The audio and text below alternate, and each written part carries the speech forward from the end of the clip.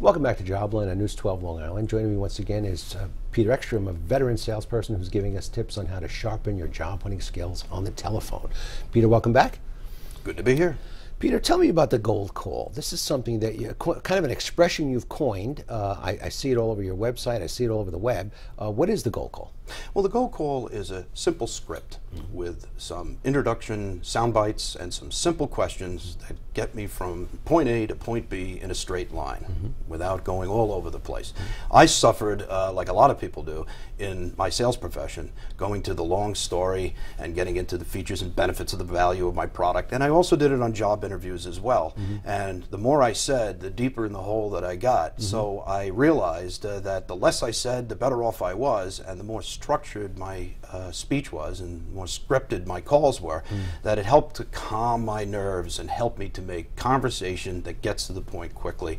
And so rather than make a cold call, I decided to make a gold call, because a gold call has more value than a simple cold call made blindly to someone that you've never met before, and then all of the nerves and the jitters set in. So the gold call is the standard of introduction. It's the simple dialogue that people can use Peter, to get started. Do you ever wonder if people are, if they're going to script their calls, if they sound like they're reading from a script? Sure. I mean, how do we avoid that? Well, the first thing you need to do is change, again, your perspective that a job interview or a sales call is a speech. All right, it's not a speech. You really need to use a catalyst for conversation, and that's what the gold call script does. It serves as a catalyst for conversation. So rather than get into the long story with a lot of explanations that are probably going to go in one ear and out the other, with a script that has some defined questions and some simple statements that you can basically get this conversation going, and most importantly, command attention of others. That's really what you want to do. Let's start with break the ice and build rapport. Break the ice, absolutely. The number one thing you want to do as a salesperson or as a job candidate is to get people to like you. Now, the first thing that people that you'll call over the phone, the number one difficulty they have is finding the time to talk to anybody, right? They're busy.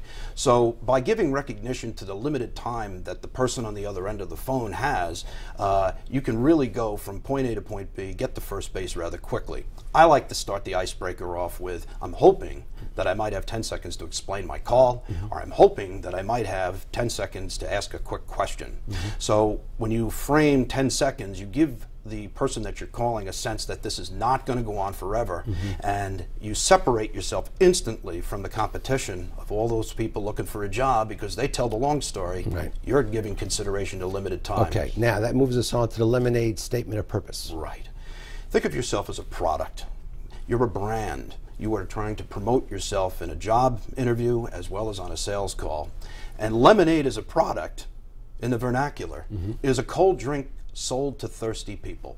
The profile are thirsty people, the product is the lemonade. So you want to take what it is that you represent, your purpose, and get that into a short description like a glass of lemonade. So for example, if you're looking for an accounting position, you would call the director of accounting at a company and you would say, I'm an individual with accounting background and I'm looking for a new job opportunity. And then be quiet, because then there's another step in the process. And is that the focus question? The focus question. The most important thing to do is make sure you're focused on talking to someone who is in a position to make a decision to buy or a position to hire you.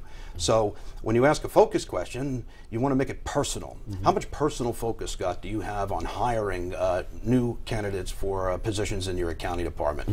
How much personal focus of attention do you give to the regulatory reporting processes of your bank? So you want to get to the point, and you want to attach that person specifically to the need that you might satisfy. Okay, the attention question. The attention question. The purpose of the call is not to get hired and not to sell your product.